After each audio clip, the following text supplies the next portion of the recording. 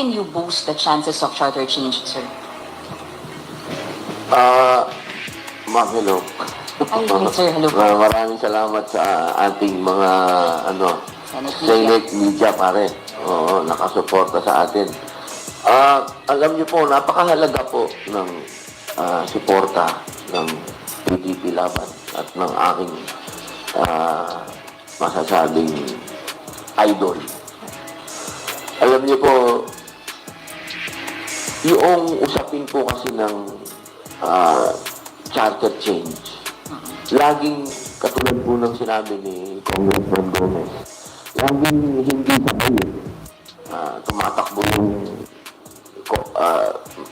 malaking kapulungan, yung mataas na kapulungan, hindi gumagalaw. Pag gumalaw naman yung mataas na kapulungan, yung malaking kapulungan naman ang hindi gumagalaw. Ngayon lang po talaga nagkaroon ng synchronize, ano?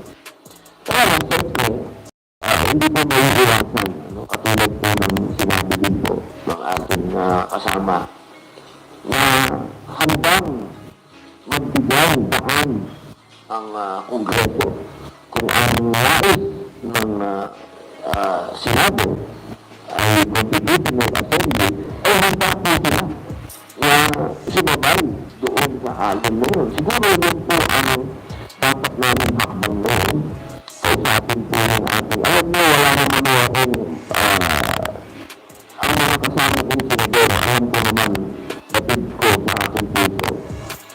Na pati sila, alam nila na ang economic provision ng Constitution, ito lang po talagang anunahan. Ang pinag-iusapan nila po talaga dito, yung tamang bota. Yun naman po kasi 1987 Constitution, hindi po talaga sa naging malinaw. Kung yung Congo, masyadong sa aming pinag-usapan sa PDP, masyadong mahal. Pagdating naman po sa TONAS, dyan talaga nagkakaproblema dahil naiwan ng mga on-com benefits. Dahil akala nila, unicameral sila, bigyan natin bicameral, Congress, kailangan 3 votes. Hindi doon na ipaliwanag kung voting separately o voting jointly. Doon po talaga nakakaroon ng siyempre ang alinlangan ang mga senador. Kasi siyempre po, sa bukuhan nga naman, ano ba magagawa ng 24 sa 300? Kaya, yun po talaga. Kaya po kanina, nagkaroon kami ng maliit na pagpupulong, maisip pagpupulong na pinag-uusapan po namin ng liba-liba. Mabuti na lamang po, nandun ang ating idol, sinasabi niya, pwede naman pag-usapan niya na magkaroon ng rule kung ano ba talaga, kung kailangan panindigan natin. Napakahalaga po na meron tayong na representante ng malaking kapulungan na kapatang talaga sila. Ako natutuwa at nagbibigay talaga sila ng daan. Meron naman po doon ko lang nakikitang meron pilihanin. Pagdating doon sa voting separately ba o jointly. O definitely, sa panig po ng mga senador, malabo kapag voting jointly. Sir, what are we looking at? Marami pa ho ba kayong hearings? Are you going to different parts of the country from here on? Ano po ang plano nyo as committee chair? Yung po sa dahil po ginawa na po ito, na napakagandang na po ito. At yung celebration na po ito, titino, nagbigay daan ng Kongreso, napakagandang balita po. Hindi ko na po itutuloy yung isang hearing ko, yung para sa Congress, gagawin ko na po ng committee report. Yung CONAS, para ano na po natin sa mga mahal nating kapatid sa Senado, i-explain na po ang proseso. Ang kailangan na naman po dito, siguro, usapan po namin ng aking idol, ang mga congressman din, na itong recess na po, makausap din namin yung mga ibang senador. Siguro, yun po talaga ang tamang paraan. So, sorry sir, balikan ko. Nasiguro niyo na po na yung House ay susuportahan ang CONAS? Kung When I reported to our speaker, he said yes. Oh, kasi magkakaroon kasi ang proseso naman ng House, pag hindi pareho yung hakbang namin, in this case, nasa CONCON kami, and then sa Senate CONAS. Pag hindi pareho yung lakbay namin, magkikita naman to sa BICAM. And sa BICAM, they will come out with a resolution, and the Speaker said that if the Senate will come out with a version na CONAS, then we will go for it. oh, Yes, when was this conversation, Kong? the other day.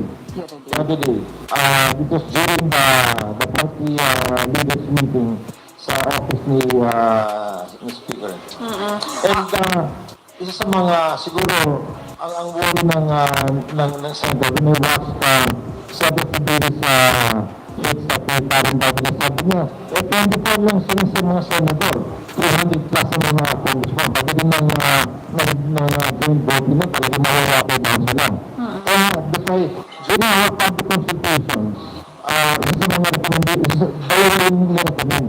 isa sa recommendations doon, coming from former Justice Polo, sabi niya, well, you come to a constituent body, and then, pagkatapos hindi ko na-bring it to the Supreme Court, so that the Supreme Court will decide kung mag-vote sa separately. And the other one is, parang gagawa ko ng rules of the House. The rules of the House is, you'll be voting separately. So if there is an agreement, at hindi kayo mag-agree, if the House says yes and the Senate says no, then you move on to the next amendment. Walang gagalaw. So the decision be made on the part of the Senate. Can you get more details lang? How were you able to convince po si Speaker? There's no need to convince the Speaker. The House overwhelmingly voted for constitutional amendment. Yeah, but 301 members saying yes, including the Speaker.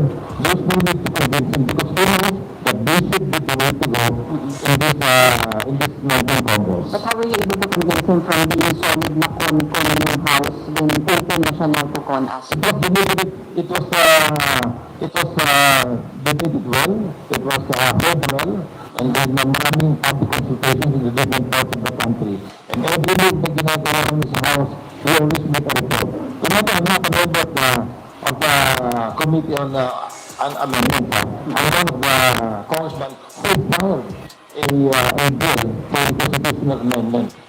For Kong and for Senator Padilla, I have to ask, paano niyo po i-address yung trust issue? Because some people are actually not very much convinced na hindi lang sa hindi kaya ng Congress, pero baka daw pakialaman niyo yung mga thinker with other provisions. Even the Maladiwag, even naman kasi nasasabi na they do not trust both houses. But remember, if the leaders will not move, hindi na alam niyo lahat ng tao kami gusto nila. That's why the leaders of the Senate were voted by the people. To be their leaders, to decide for them. Yun ang alam namin eh. So the trust issue doesn't come directly from all of these people. Possibly it comes from small voices. Pero, pinapalpit. Thank you, Kong. Then again, if you take a look at it, if you go to Congress, then it wasn't to sabihin mo na may trust issues eh. Eh, tatabi na naman tayo ng Congress. Kung nag-Congress ka, mag-elect ka na naman ng bagong tao. Siguro na, wala naman kaming may trust issues kami sa inyo. Pero binoboto nito mga to. Binoboto nito mga kami in the first place. In fact, even if I found a bill for Conton, CONAS is a good way to go. It is much cheaper, it's faster. And, you know, we have public leadership, we can talk about hanggang dito rin ang limit natin, ito yung boundaries natin. Thank you, Kong. So, trust issues, paano nyo makasya yung publiko na hindi kayo mabebenepisyo po dito? Ang din ko talaga ito, isipin mo na kung hindi siya agad si Speaker. Sana makakuha ko yung talent nila. Alam niyo po yung patungkol sa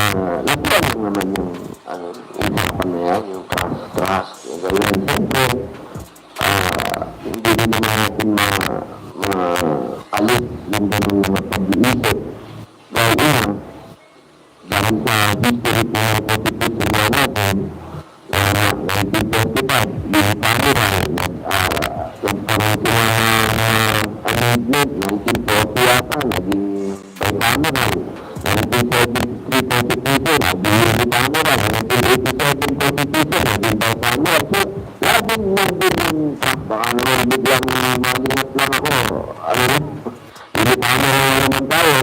At tama po yung sinabi ni Congressman, nasa pag-uusap naman ng mga young leadership natin at ng dalawang kapulungan na to, hindi naman siguro aabot po. Ako naniniwala ako, hindi aabot po sa punto na magkakaroon ng dito, ng suliranin. Kasi naniniwala ako ng aking mga kasamang senador, handa na para amendahan ang konstitusyon, basta tama lang ang moda, walang lulusot na maaring ma-abolish o mawala ang Senado dahil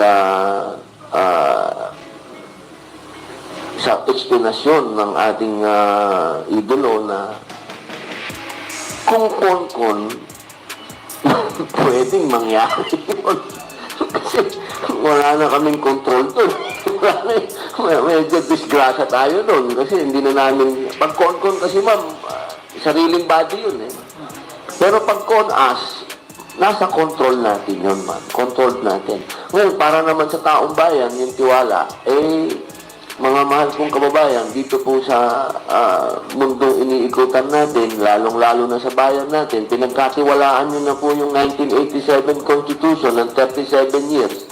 Siguro, pagkatiwalaan nyo naman po itong bagong sistema na magdadala sa atin sa pagbabago.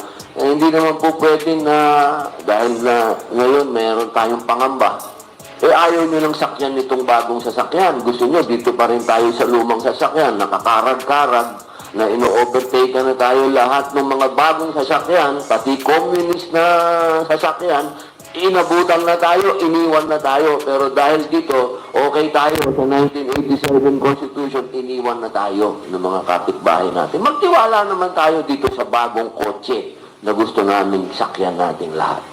That's all for me, sir. Let me add something, Mayor Dulcano.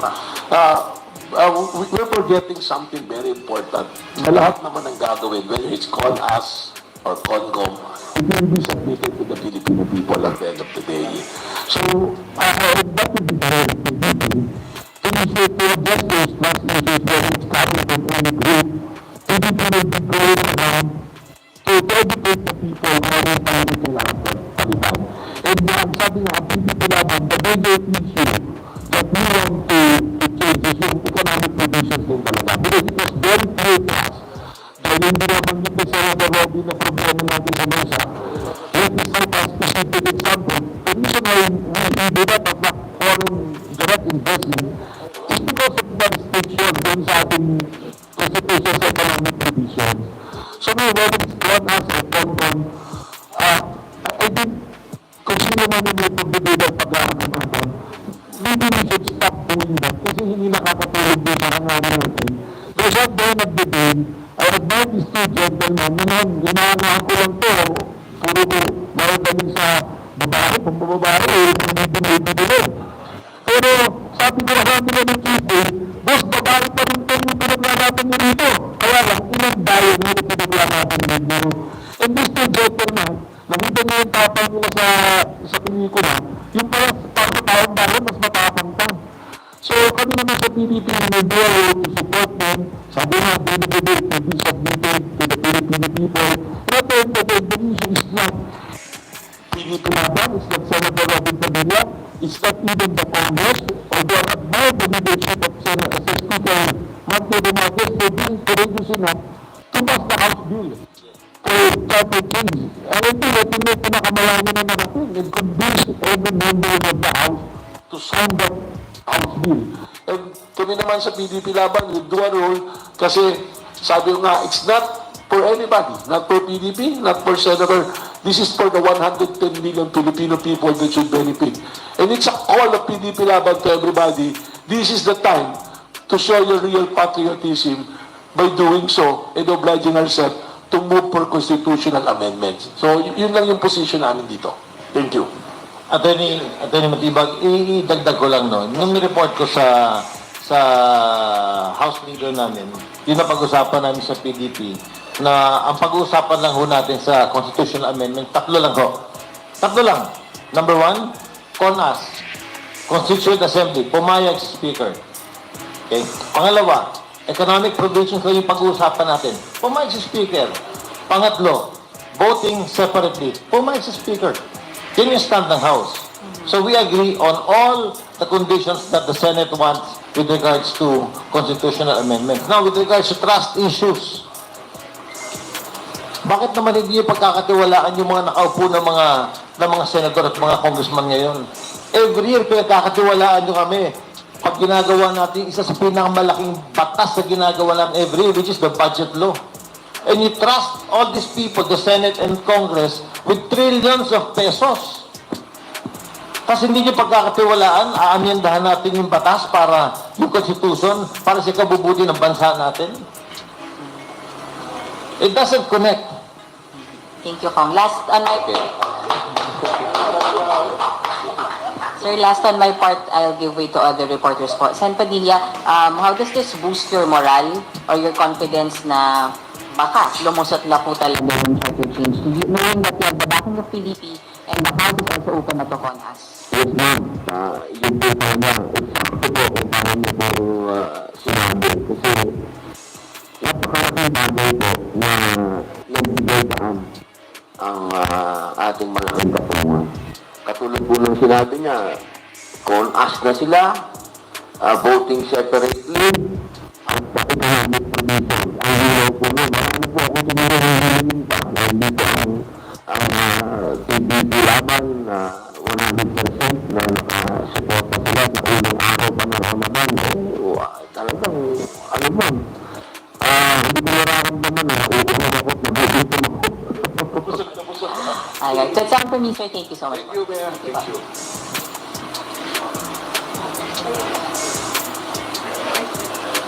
Yes, next. Go ahead. Morning, sirs. Sherry Ann Torres, ABS-CBN po. Sir, kay Atty. Matibag muna. Ay, We'd just like to recognize the pursuit of City Pursuit, also Vice President for Visayas, Mayor Mike Rama of Cebu City. Sorry na po. I think Secretary Pusi also arrived yung ating Vice Chairman, nandiyan na rin yata. Congressman Eric Martinez is also here, one of the key leader and the only original PDP laban na mula pa noong 2016 PDP laban talaga to. Eric, join us. Eric, pwede pang isang ano. May we request kong Eric, sir? Nandiyan ka pala? To please join us in front. Dito ka na, Eric. Ayaw tumuloy pa. Hindi na tayo mapapansin. Okay. Thank you, Mayor Rama, for joining us. I think Secretary Cusi is on his way in also. So, sige. Yes, Sherry Ann, please. hi, sir. Good morning po ulit. Sir, kakontian ko na lang kasi nalinawan naman na kami sa tanong ni Ann. Atty. Matibag una, kasi sabi niya nga, you acted under the orders of former President Duterte. That's why you conducted your meeting in PDP Laban. So, given his instruction, ano ang magiging direction, ano magiging mode? Is it CONAS? Is it CONCON? I know that your members are still in the process of signing, but again, we know that these members are also acting under the orders or instruction of the President naman, and they support the stand. Thank you. So maganda yung naging development. No? First of all, let me say this, that yung process talaga ng PDP Laban as always is democratic. That's why we recognize what the members of PDP Laban in the House of Representatives have done. They've already signed the House bill calling for a CONCOM. So we recognize that. We cannot go against it. Somehow we respect that. But also, if the Senate wanted the CONAS, Constitutional Assembly, we also recognize that.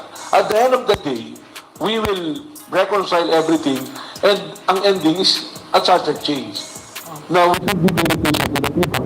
If you're asking kung ano yung direction ni President Duterte, it is indicated in our resolution that will be signed. And I just don't want to go on, nasabihin ko na ngayon, without everybody signing it. But hindi lumalayo sa pinag-uusapan natin ngayon at sa diniscuss ni Senator Padilla at ni Congressman Richard Gomez, yung full process na gagawin natin. Pati yung sa voting separately, we have addressed it in the resolution. I don't want you to put on hold or suspense it kung pwede ko lang sana i-release na. But we already have the documents already been adopted unanimously by the members. It's just that I don't want to release it without everyone signing it right now. But ang importante nga rito, we are all one chapel change. So we can focusing mainly on the economic provision of our Constitution. Yun yung example, if I can just verbalize what former President Ferdinand Duterte mentioned during our meeting 2 weeks ago. But ang balak nga namin, on the 28th will be his birthday, so we're talking kanina that to visit him and to present him finally, ito na po yung consensus na nakuha based on your direction. So, hindi po lumalayo dito sa pinag-uusapan po natin na to. So, if Congress and Senate agreed on the process of Constitutional Assembly, then that's the direction of PDP Laban. In the meantime, what we will do is to go around and educate the people, to allay all the fears na ito, baka may benepisyo kay ganito, kay ganyan. Yun yung gagawin po namin. Sir, tama ba yung pagkaintindi ko that you will adjust kung anong magiging final decision during the BICAM or after the BICAM, yun na magiging position nyo, whether it's CONAS or CONCON? Yes, that will be our position because ang importante sa amin dito is the ending which is the amendments of our Constitution, especially on the economic provisions. Okay, so that is the so-called at the end of the day that you were referring to. Yeah. Actually, siguro I gave you an insight during the discussion. During our discussion nung Tuesday, lumabas naman lahat yan. In fact, even on the voting, ito yung isang, I don't want to give the conclusion, but one of our members mentioned yung separate voting. And we found out, historically pala, nung dalawa yung Congress doon, separate talaga yung mga naging voting. So, parang alam naman natin, I'll speak as a lawyer, not as a party man of PDP Laban, ang rules kasi niyan sa Supreme Court, kung walang clear na law, ang pinagbabasihan ng Supreme Court is the common practice, kung ano yung mga history. And historically, there were 2 occasions already nung pinilipan ng Constitution that it was voted separately. So, I just say that. So, you can go, pwede nyo nang banggitin siguro, whether I've done that. So, what was the position of PDP Laban during that meeting? Kapag-usapan namin yan. Nasabi yan. And we respect the position. Actually, I will mention, it was Atty. Raul Lambino, who since 1995 has been pushing for certain change, was the one who raised that issue. Sir, one last point, bago lang po ako mag-transfer kila Sen. Robin and Kong Richard. Sasama yung mga members nyo, magbibigay ng support sa consultation meetings or hearings ni Senator Robin. Ano specifically yung magiging participation? Is it mere attendance or they will also lecture the people? Ano yung lecture nila? Sabi nga, iintayin mo paano magiging result ng BICAM. Ang importante sa discussion will be what will be the provisions that should be addressed immediately. So, ang nagawin talaga ng Pilipino, we have the Education Committee headed by Atty. Ivette Contacto. And ang usapan namin dito as to the process, pagbaba ng Senator Padilla at the team of Pilipino who belong to the Education Committee, sama yun, tapos ang sasalubong will be our local leaders. And gather the people and get also the voice of the people on that matter. What is their take on the issues? And siguro, pag-usapan din talaga dyan, pati yung process. And ang pinaka-basic is for us to educate the people on the need for the constitutional amendment. Okay. Sir, can I Yeah, sige, just one more, no? Sir, anuhin ko na ha. Anong tawag doon? Chaniin ko na. Pagsamahin mo na. Pagsamahin ko na. Senator Robin and Congressman Richard. Sir, how far will you go as far as amending the charter is concerned? Sabi nyo nga, 3 lang naman, Kong Richard, di ba? Pero hanggang saan ang papayagan nyo? Ano yung paano nyo babantayan yung interest ng bayan dito and takot? Sabi nyo nga kanina, representative kayo ng tao. Still, this is another issue. Hindi ito basta-bastang panukala, kumbaga, no? It involves the future. Ano yung magiging limitation nyo? And will you be willing to conduct sa House and the Senate also? Will you be willing to conduct an open bicameral meeting to ensure transparency and all? Just before you answer that, Kong, no, let me just acknowledge the presence of our former party president, Alfonso Pusi, who is now the vice chairman of PDP Laban. Kasama naman natin si former party president, Al Pusi. Yes, Kong. With regards sa tanong mo kung pwede bang open bicameral conference, it really depends on the House rules, if they will allow. If they will not, it actually depends pag abot sa panahon na, padating sa tamang panahon na pag-uusapan ng officials ng BICAM yun. So, pwede hintayin natin doon. And then, yung rules, kung ano ba yung kailangan natin, ano ba yung gagalawin natin? If maging constituent assembly, magsiset ng rules yan. Ano ba yung gagalawin natin? Kaya nga mas madali ang Constituent Assembly kaya sa CONCON. Because may, andun na kami. Alam na namin yung gusto namin galawin. Alam na namin yung gusto namin ayusin. So, and then we have party leaders na sabihin, hanggang dito lang tayo. And then importante rin, voting separately. So that if both houses will not meet eye to eye, then deadlock yun. Then you move to the next amendment. Now, some of the fears na napag-usapan, na narinig namin, pero hindi naman namin napag-usapan sa consultation namin, yung fear ng Senate na mawawala sila na i-abolish sila. Hindi ko totoo yun. That was never taken up. And it will never happen. So the Senate, and the part of the Senate, they should not say anything na mawawala ang Senate. They will remain senators as senators. The senators will always be there. And we respect that. Kailangan din namin yun kasi kailangan natin yun. Pan-check and balance kasi yan eh.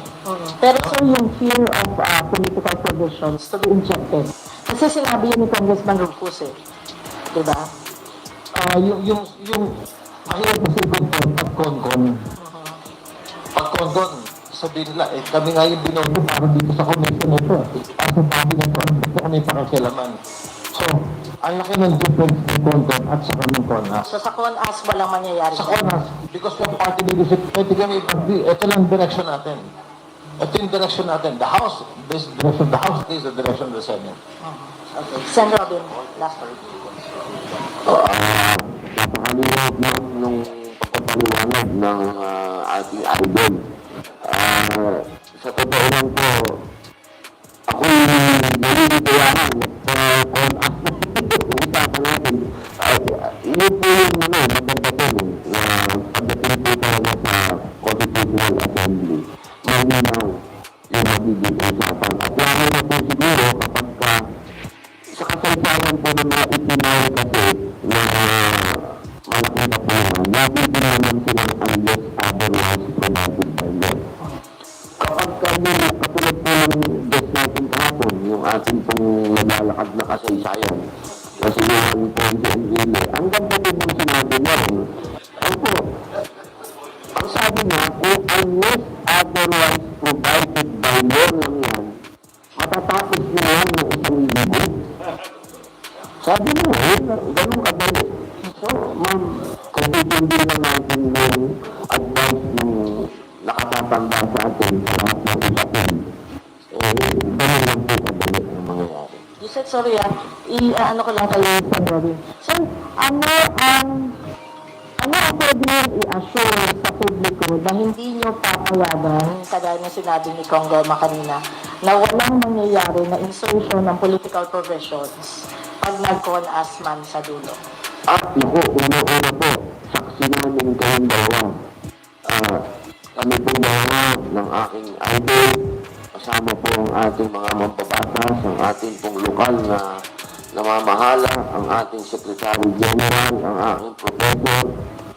Nandito po ang dating ang aming sinusundan ng chairman, presidente ng PBB Laban. Saksi po kayo lahat, ilang camera ito, ilang network ito.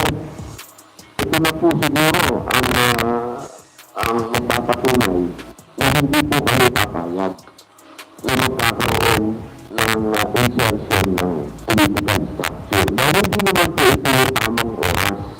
Kasi kung gusto po natin maging mabilis, economic provision lang po tayo.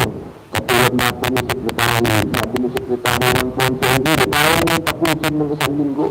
Takot na yan. Pero, gusto ko lamang pong malinaw din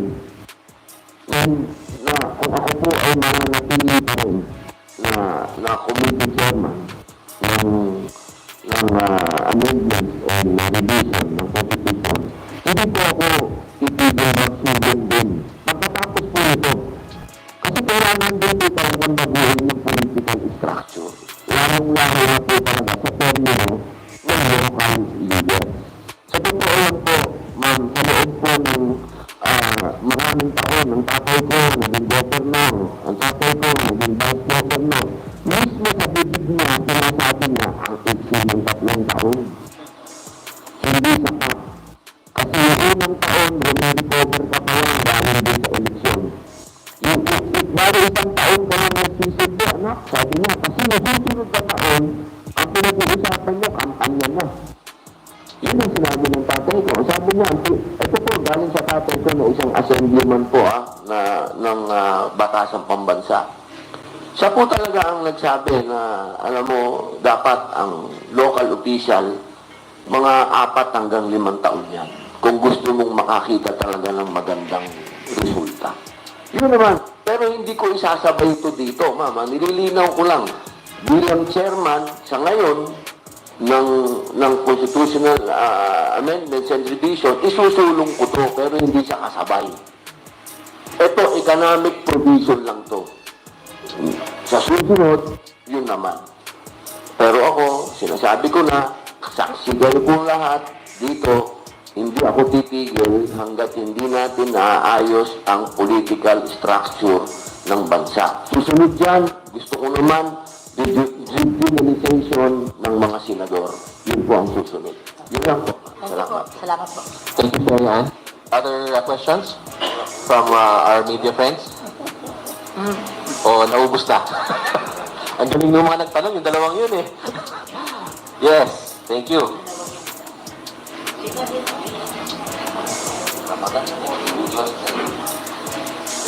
Hi sir, may Anpo from Net 25. Sir, clarify ko lang kay Kong Goma. Sir, dun sa meeting, sino po yung kasama nyo?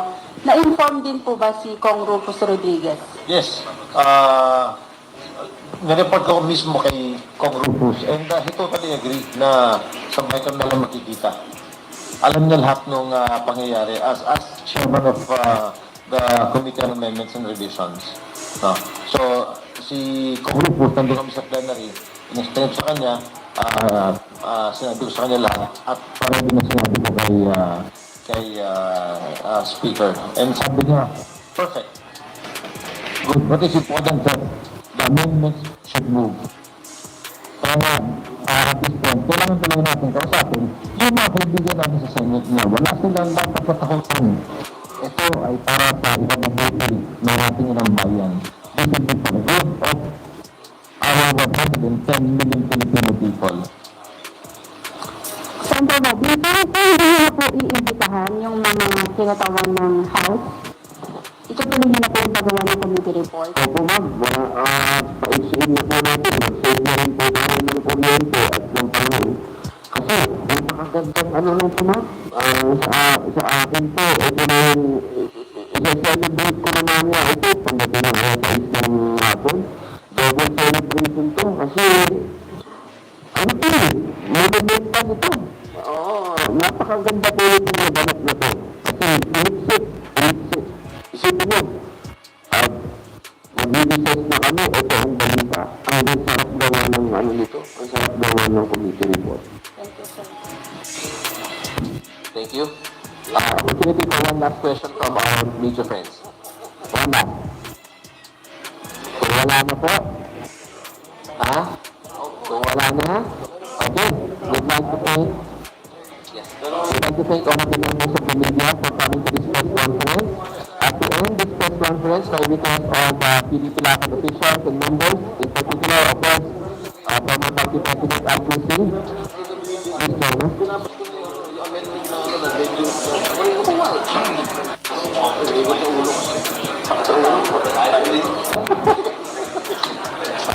Upon the request of our Secretary General, may we ask Congressman Eric, sir, if you would like to say a few words and see the mayor. May drama of Cebu. Background of Cebu, Mayor. Magandang umaga. Maga pa, no? Hapon na. Magandang umaga. Bayan, assalamualaikum warahmatullahi wabarakatuh. My presence manifests joining being the Vice President of PDP Laban, Visayas. And when this matter went down to Cebu, and our number one house senator, executive vice president also ng PDP Laban, number one senator, I was very privileged that he also visited my office. And I assure him, as with my presence, I want to set up to be a part of the ground consultation. And now Secretary General Melvin very clearly made a statement and asked in his table, definitely we are for charter change. And that is very clear. And that is a very happy thing to have been put a name top of the whatever. And thus we proceed a very clear statement of the Senator, which I am also from the economic to the political.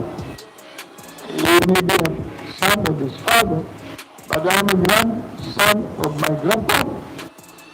And my grandfather, the father of Cebu City, 106 years in service. And this whole thing about 1935 and all the other constitutional activities, Rama has always been a part. And that's why I am here, because there is reason for us to address this concern. From the economics, and later I am in conformity with my very good partner regarding political. You cannot escape. Pag hindi ngayon, kaya. Pag hindi tayo, this is now our legacy to the children to come. Maraming salamat po. Maraming salamat po. Mayor Masrama of Cebu City. May also give the floor to Congressman Eric Martinez, the Congressman of the 2nd District of Valenzuela. Good afternoon, everyone. PDP Laban had made a stand, and that is a party stand. We are for charter change, so we support our party mate, Senator Robin, in this endeavor. This 1987 Constitution deserves the change. He is now the longest-serving Constitution based on the timelines of the past 5 constitutions, including 6, including the 1987.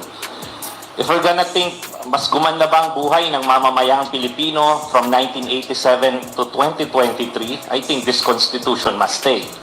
Pero if we think otherwise, at panahon na para baguhin ang economic provision, I think this is the way to go for PDP Laban, and this is a party stand, and we stand by our senator as the chairman of the Committee on Amendments in the Senate. Magandang hapon po.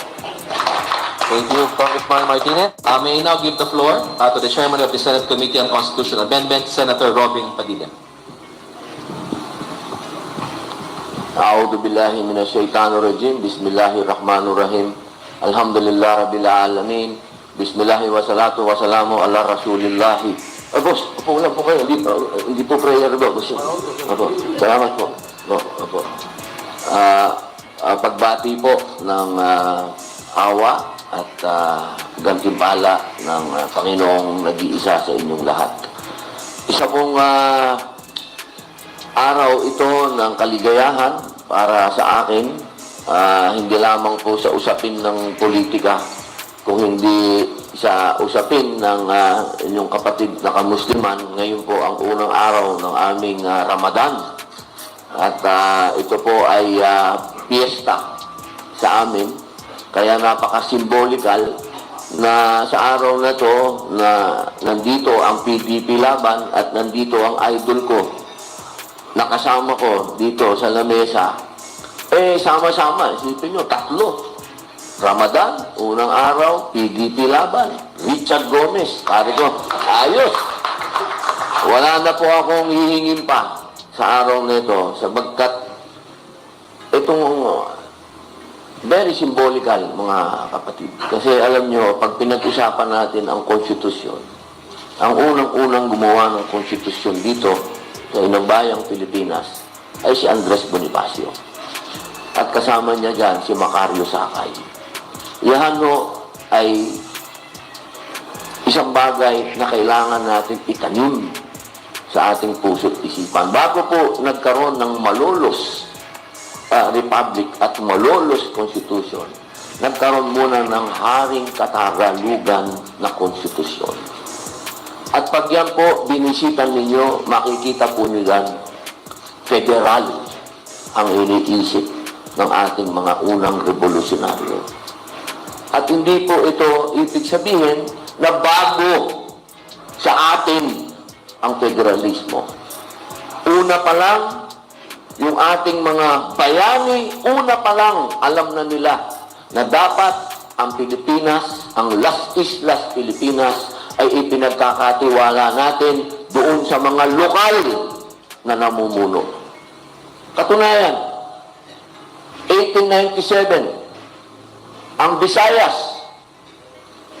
nagkaroon na ng Federal Republic of the Visayas. Hindi ito bago, hindi tayo laos. Ang bayang Pilipinas ay hindi huli.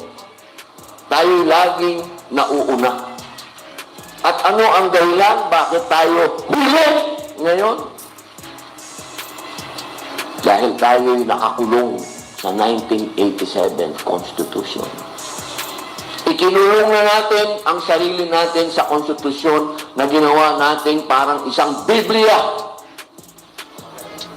Mga kababayan, ang konstitusyon po ina-amend talaga.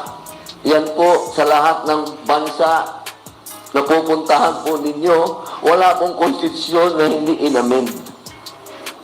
Kaya kung itatrato natin ang konstitusyon na ito na isang banal na kasulatan, nagkakamali tayo.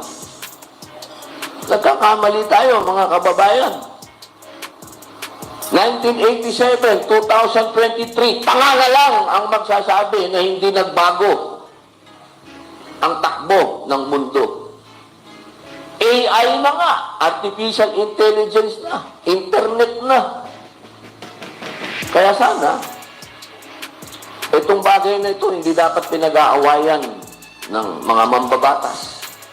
Hindi pinag-aawayan ng sinasabi ng isang mahal nating congressman na nag-away na yung dalawang pinuno namin. Palagi ko wala namang away na nangyayari. Natural lamang po sa mga mambabatas ang mag-usap, magdebate. Ang hindi natural, yung magsiraan tayo. Dahil yan, ang bulok na sistema ng politika sa Pilipinas. Kaharap mo, okay, pagtalikod mo, 13 yung saksak mo sa likod. Yan ang nangyari. Una pa lang kay Andres Bonifacio, kay Emilio Aguinaldo, na hanggang ngayon, ganun pa rin. Kaya sana, itong usapin nito at ang pagpunta dito ng aking kasama at kapatid sa pelikulang Pilipino na isang congressman at isang senador na nandito sa harapan ninyo, ito ang simbolo ng pagkakaisa ng mga mambabatas. Ito sana ang umpisa na makita ng ang mga tinatawag naming mga veteranong mambabatas. Ito sana ang makita ninyong halimbawa na kahit ang dalawang tao na madalas mag-away dahil sa kapugian nila, ngayon ay magkasama.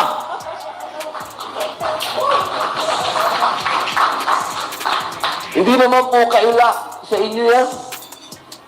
Na kaming dalawa talaga ang Cain at Abel. Ikaw na si Abel, ako na si Cain.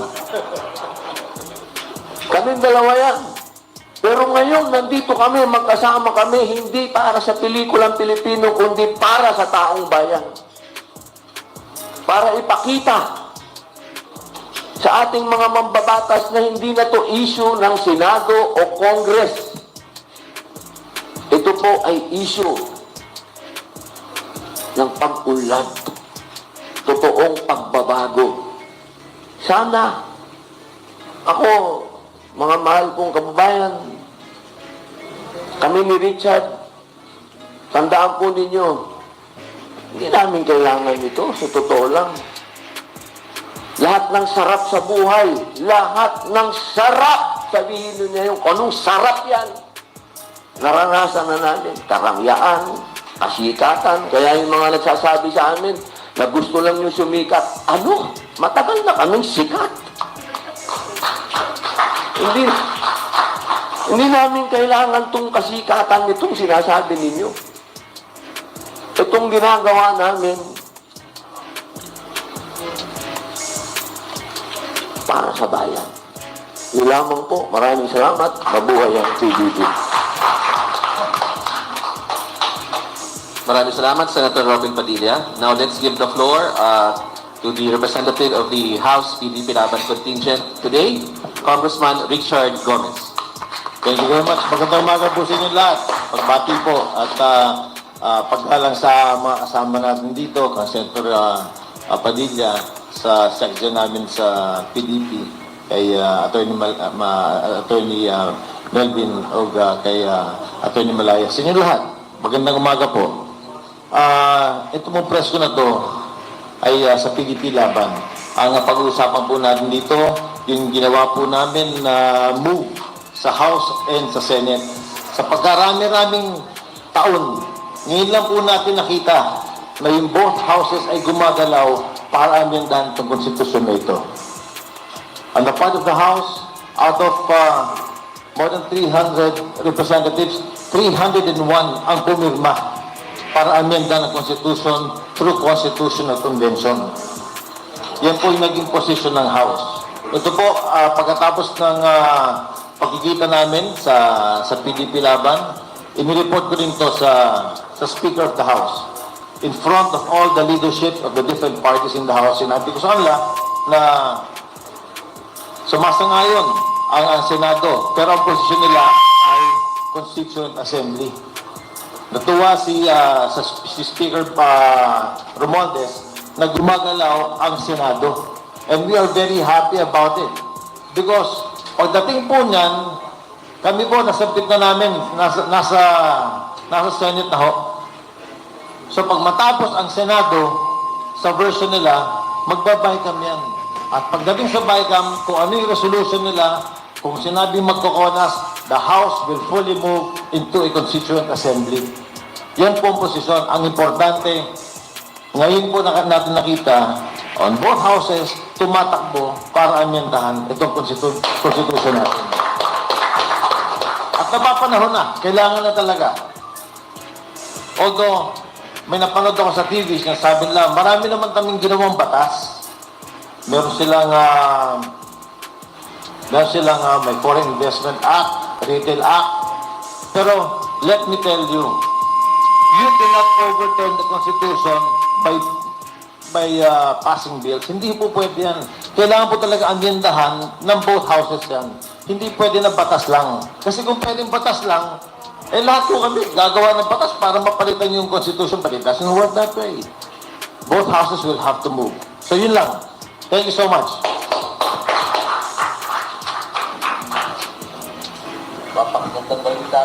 Maraming salamat.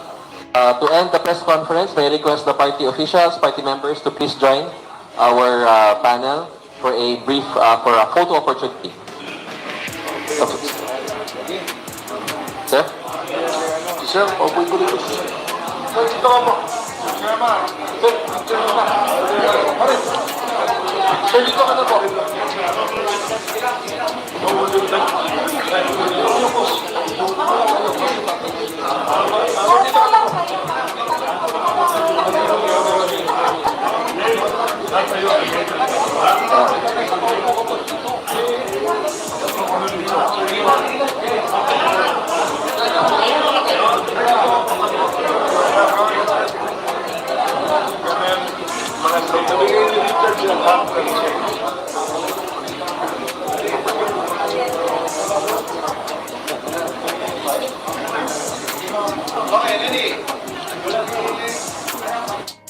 So hanggang dito lang tayo mga tol. Maraming salamat sa panunood at patuloy na suporta.